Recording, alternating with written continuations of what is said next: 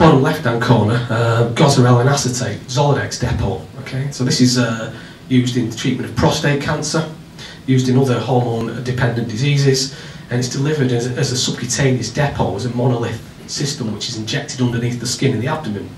Now the formulations allow the delivery of this drug over periods of either 1 month or 3 months, and paved the way for many other long-acting injectable systems which improve the convenience of these types of molecules, so you can deliver them over prolonged periods rather than having frequent injections, which nobody likes, of course.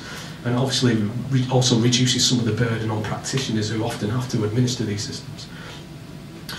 Now what you'll find is this technology has been superseded by a number of other newer technologies which are probably better and more easier and more convenient to use. Nonetheless, it's been a big seller for AstraZeneca over the years and has still maintained its sales even up to the current day.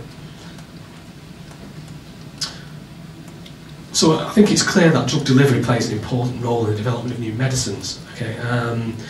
But as we move over the next 2 to 10 years or so, there's going to be a number of drivers and a number of determinants which really focus the attention of drug delivery system design. And it's not an exhaustive list, but it's a list in which I've pulled out some key areas. What I'll do is talk a little bit about paediatric medicines. I'll talk about the rise in biologics. There are obviously some other areas which have already been mentioned today in Joe's presentation. So you've got this approaching patent cliff with some of the big selling multi-billion dollar products about to come off patent. Not a real great deal of new molecules looking to take their place.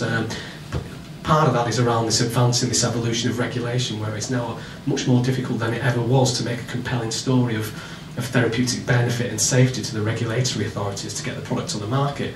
And even if you do, there's also the big debate around whether the society is able to afford or is willing to pay for some of these medicines which are extraordinarily expensive to develop.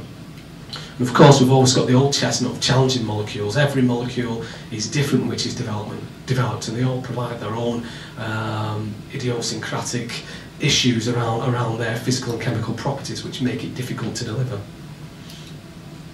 So the rise of biologics, slightly outdated data now, but what it effectively suggests is that the growth of the biologicals market will be greater than that of small molecules over the coming years. And this data was projections up to 2010. But this rise of biological molecules, which fall under the categories of vaccines, monoclonal antibodies, therapeutic proteins, has massive implications for the delivery of drugs and drug administration. Look at this data from Data Monitor, which again projects the growth of different types of drug delivery platforms. You'll see that the oral area, the oral technologies, doesn't particularly stagnate over the coming years. It still remains very important, as a lot of low molecular weight entities will continue to be delivered by the oral route. But the other drug delivery systems are likely to experience marked growth, and particularly in the injectable areas, because a lot of biological molecules are not particularly suitable for administration via the oral route, and will rely upon injection as the primary means of delivering many of these medicines. Of course, not many people like the injectable route. Fear, pain, not particularly convenient. I mean, I've not yet seen anyone in Starbucks drop the trousers while a friend administers a deep intramuscular injection. But I've seen people take a tablet, I've seen people take an inhaler. So there are big issues around compliance, around acceptability of injections as a means of administration.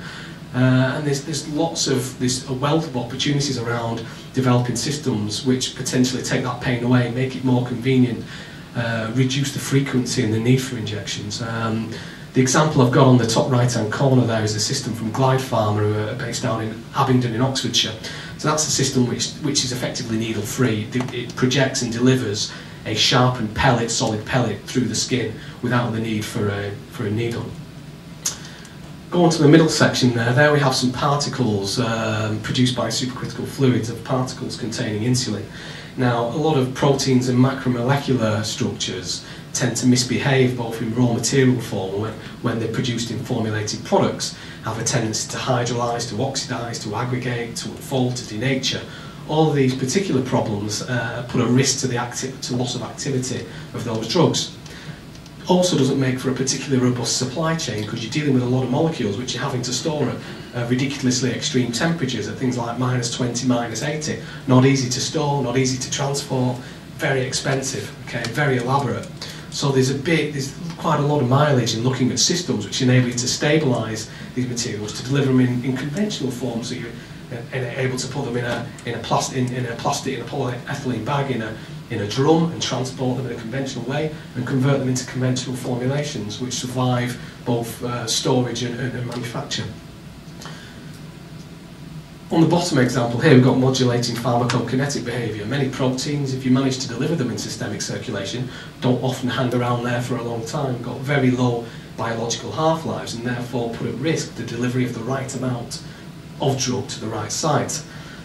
So there's a wealth of opportunities again available to try and modulate the pharmacokinetic behaviour of these drugs, how the body handles these drugs, to deliver them, maintain them in systemic circulation for prolonged periods, to deliver them to the right and target them to the right tissues. The example here is a schematic from the company Nectar Therapeutics, based out of Huntsville in Alabama, where they've been using for a number of years pegylation technology to try and sustain the circulation of protein therapeutics in the blood.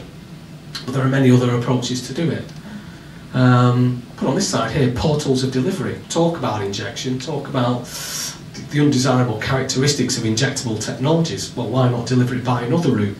Particularly where you're looking for a localised type treatment. So for instance, if you're looking to treat diseases of the respiratory tract, why not deliver directly into the lung? There was a lot of publicity probably a few years ago now around the Exubera product for delivering insulin into systemic circulation via the lung. Fortunately, a number of technical and clinical issues with that particular project which led to its withdrawal from the market. Nonetheless, delivery of these types of therapeutics via alternative routes still has a lot of value, whether that via the lung, via the nose, via the oral cavity, and companies like Novo Nordisk in Denmark have still been investing a lot of money in looking at ways to deliver insulin via the GI tract. Okay, now one area close to my heart that I've been involved in for a number of years, but also quite important from a drug delivery perspective, is paediatric medicines. Many medicines which are used in children are done so off-label, primarily because clinical trials have not been conducted in the paediatric population, and probably historically a number of reasons for that. But probably dating back to about 1998 with the paediatric rule in the United States, and latterly I think about 2002 with the Better Medicines for Children Act in the European Union. There's been a push to both encourage and to obligate pharmaceutical companies to undertake clinical trials with both their new medicines and both existing medicines, and obviously there's some financial incentives in there for them with additional things like additional market exclusivity.